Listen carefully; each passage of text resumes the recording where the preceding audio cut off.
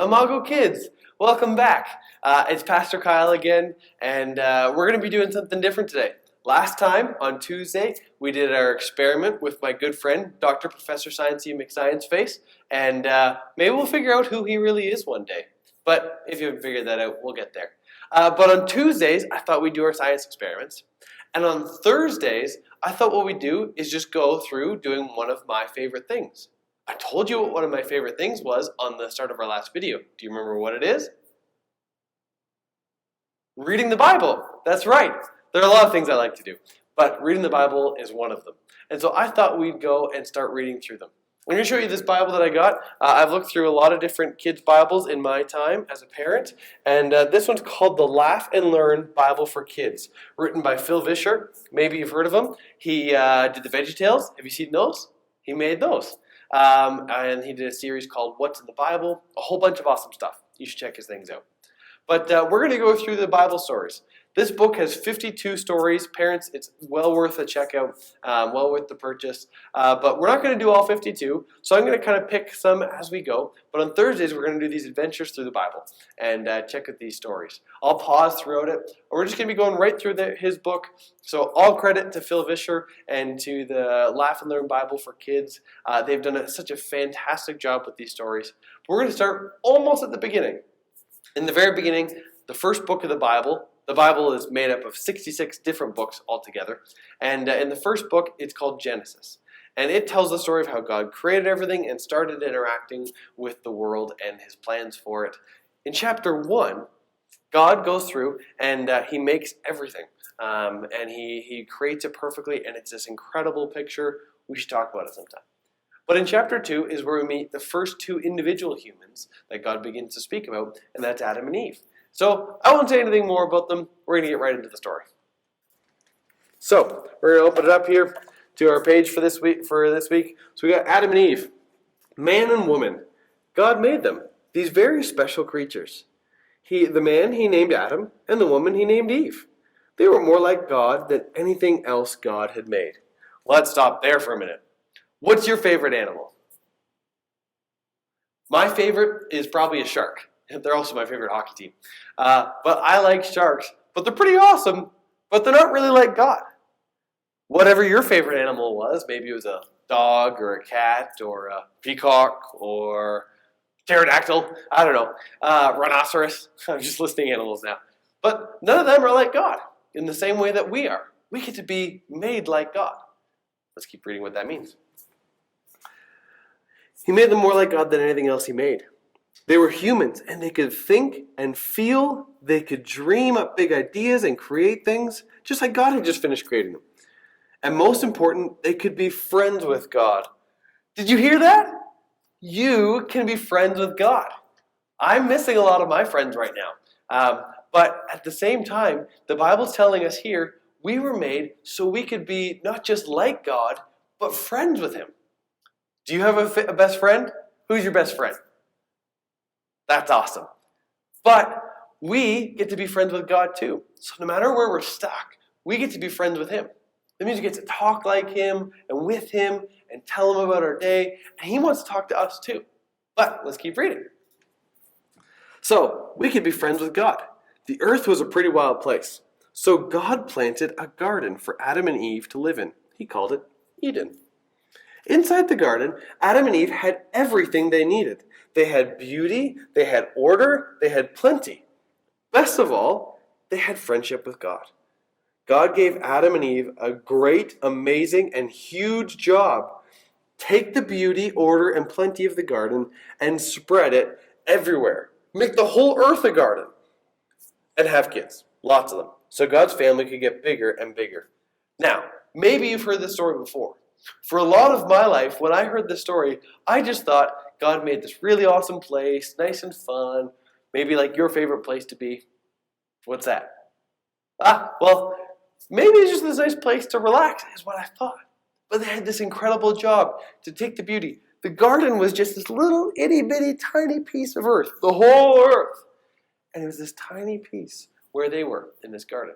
And God gave them the job to bring it everywhere, for everyone to see, that everybody might know that the whole earth would be covered in beauty that God started and let us work with.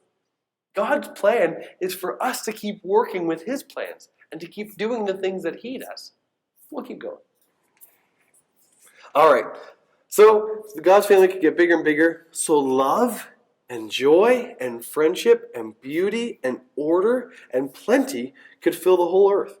What a great, amazing, and huge job. Of course, friendship needs trust. If Adam and Eve wanted to be God's friends, they needed to trust him. They needed to listen to God. Do you guys know what trust means? What do you think trust means? Pretty good answer. I would say trust most of the time comes down to just simply believing somebody. Like, imagine this one. Your parents maybe tell you, we got to trust your parents for some of the rules that they have. And they tell you, don't color on the walls. Now, if you're going to trust your parents, you just don't color on the walls. It doesn't mean you have to like it or even agree with it or understand why all the time. But God asks us to trust him. Trust means just assuming and believing and thinking that what somebody else says is probably what's best. Now, what happens if we don't listen? If we don't trust? Well, consequences begin to happen. Have you ever colored on the walls? I've colored on the walls. My kids colored on the walls sometimes too. But if I tell them, guys, don't color on the walls, just trust me, and they don't, well, nothing really happens. They have a lot of fun coloring on their papers. But if they color on the walls, well, then there's a consequence that happens. Now, instead of having fun and just playing, they end up having to do a whole lot of hard work to fix the problem that they made. In this really great environment, now there's work to be done when all there was before was play and enjoyment to be had. So, trust is just listening to somebody who knows what's right and doing what they ask, even if you don't understand it. So, let's go back. They needed to trust God. That would be easy, right? If God is good and powerful and never wrong, trusting him should be easy. And it was, for a while. But there was this one tree. Well, there were lots of trees in the garden, of course, and many were covered with fruit. Apple trees, pear trees, orange trees, lemon trees, apricot trees. The more fruit than Adam and Eve could possibly eat. But there was one particular tree in that garden that was different. God said, don't eat the fruit from that tree. Just one. A gazillion trees with fruit they could eat and just one they couldn't touch. Would they listen to God? Would they stay safe from that one tree, stay away from that one tree? What would you do? What would you do? I don't know what I would do. I would like to say that I wouldn't eat it, but I'm a curious guy. There's this one time, I was walking through a park, and there was this bright green bench. It looked so nice to sit on, but there was a sign on it that said, don't touch wet paint. Can you guess what I did? Yeah, that's right, I just went up and touched it. And you know what? I got wet paint all over my fingers, and my finger was green. I didn't listen. I was really curious. I work on trusting God more every day. I'm not always great at it. Some days I'm all right at it. Some days I'm not very good at all. But I keep working on it. I can't say whether I would fully have trusted God or not. I don't know. I would hope that I would. What do you think you would do? Let's keep reading. So, what did you do? Well, Adam and Eve were doing just fine listening to God until a new voice showed up in the garden. This voice belonged to an enemy of God and was coming from a snake, a sneaky snake. The snake said, "Are you sure you can't eat the fruit of that tree?" And Adam and Eve said they were sure, and that if they ate that fruit, they would die. And then the snake did something that no one else had ever done before in God's beautiful world. The snake lied. "You surely will not die," he said. "No, if you eat the fruit of that tree, you'll become wise and smart like God." Whoa! What should Adam and Eve do? It would be great to be as wise as God, then they wouldn't have to listen to God all the time. They'd know everything too. Who should they trust? The sneaky snake or God? Who would you trust? Adam and Eve decided to trust the snake and go their own way. Adam and Eve ate the fruit they weren't supposed to eat when sin entered God's world. There's another tree that this story actually didn't talk about in the way that they've written it here. And that's okay. These are short stories that they can't cover everything. But there are actually two trees that this story in Genesis 2 talks about a lot. And in chapter 3 is where this finishes. But in Genesis chapter 2 and 3, there's two trees. The one tree is the tree of the knowledge of good and evil. And that's the tree that Adam and Eve were not supposed to eat from. But there's another really special tree. We talked about the apple trees and the apricot trees and the pear trees and the pomegranate trees, all those different things. But the other tree was the tree of life, where Adam and Eve got to choose to eat and be sustained and live forever with God if they ate from that tree. But the way this Bible story is written, if you get back to the original language, it's almost like they can't eat from the tree of life and the tree of knowledge of good and evil. So the decision that's being made, do you want to choose to live with God with life? Or do you want to choose to decide what's right and wrong according to yourself? Well, let me put it this way. If somebody does something to make you mad or upset, maybe even hurt you, well, there's two things we can do. Maybe, I know there's probably bullies at school, and I've heard of those stories. But maybe something happens where somebody at school picks on you. We've got two choices. We can be like Jesus and trust God and forgive. It doesn't mean we have to be best friends with the person or get hurt again, but we can forgive them and not be mean. Or we can decide we know what's right and say, you know what? I'm going to go and get them back for what they did. And see, what happens is we can choose to decide what's right or wrong for us, or we can choose life with God. What happens when I decide what's right or wrong? Maybe it's things that I don't even think have that much of a consequence. Like, if I skip eating my snack for the day, maybe you skip one of your snacks. Now you're hungry. Well, that's not really a big problem, but now we've got something in the world that wasn't supposed to be there. Well, we're supposed to be uncomfortable. Maybe it's something different. We know what it's like when you are mean to somebody that you live with, you get in trouble. But if you're mean to somebody that you're never going to see again, if I was mean to somebody at a store one day that I'm never going to see them again, there's not really any difference in my life. But you know what? Maybe I've hurt that person's life and I don't even see it anymore.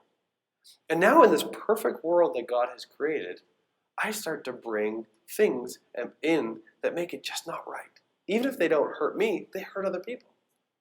And so I have to choose every day, just like you do. Do I want to choose to live life with God by listening to Him? Or do I want to choose what's right or wrong on my own? And this is the choice we have all the time.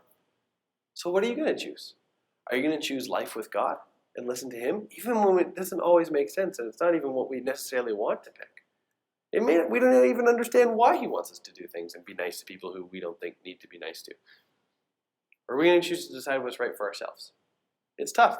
And some days we choose this one, sometimes we choose both. But in the end, we want to choose just life with God and trust Him no matter what.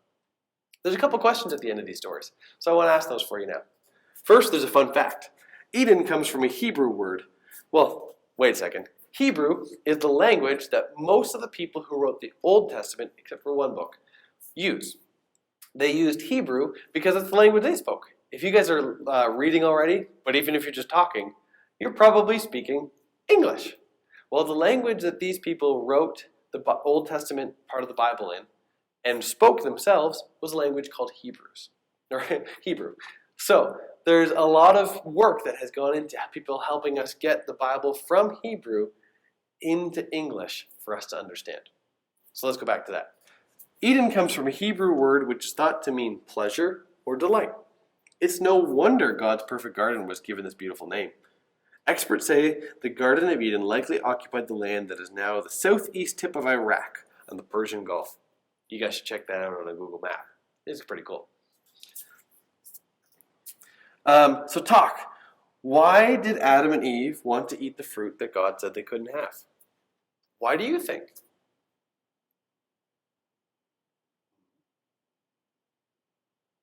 Good answer. I think it's hard to trust all the time. It's hard to listen to God. Because that means I don't always get to know why. I don't always get to put me first. It's hard to put others first, to trust and listen to somebody else. Because I don't even maybe understand it. It's not even just what I want to do. And I like to do what I want to do. Not that God doesn't want us to have good things. But sometimes He asks us to trust Him even if we don't understand. I think Adam and Eve wanted to decide, I want that. And then I don't have to listen to anybody else. If I get that, then I don't have to listen to God. I don't have to listen to His wisdom. I don't need anybody else. I can just do exactly what I want all the time. And that sounds pretty good sometimes. Except for, like we talked about, it starts to bring brokenness into the world, even if it's not brokenness that we get to see, and hurt for other people or even ourselves. I think Adam and Eve chose that, because sometimes choosing what we want, even if it hurts somebody else or even if it's not what's right, just seems like it's easier. I think that's probably why. Second question, what happens when we disobey God and go our own way? Well, we've already talked about that a little bit, but what do you think? What happens when we choose to not listen to God and go our own way? You're right. There's consequences. And Adam and Eve, they experience some of that. This story doesn't get into it. But they begin to bring things into the world that just make it uncomfortable and just not right. Maybe you've seen people lonely. Maybe you've been lonely. Maybe you've seen people hurt or bullied or upset. Maybe you've seen people who are hungry and don't have food to eat. There's lots of different ways people get uncomfortable, and things aren't supposed to be that way. And all of us play a part in bringing those things into the world by not listening to God. If we all listened to God perfectly, the world would be restored just like it was supposed to be in Eden. Where there was more than enough of everything. Adam and Eve and all the people would have got along. We would have listened to God perfectly all the time. But we all bring in the brokenness, the sadness, the hurt, the loneliness, all the things that aren't right in the world by not listening to God. But the cool thing is, we can choose to listen to Him and bring more of what's right into the world. We can choose to listen to Him and help make it more like it was supposed to. Jesus will come back and finish that whole thing one day, make things exactly perfectly right. But until then, we get to be His helpers. Just like Adam and Eve were supposed to be the helpers to bring all of what God had wanted to the rest of the world, we get to do that too. So there's a prayer at the end of each of these. I'm going to go through it, and I want you guys to repeat after me. So you can close your eyes if you want, but that just helps us not be distracted. So we can close our eyes and maybe bow our heads. Dear God, maybe I should tell you. You should say the things after me. Dear God, help us listen only to you, so that we can go your way instead of our own. Amen. Can you guys say amen? Awesome. Well, thanks for tuning in for our Bible story.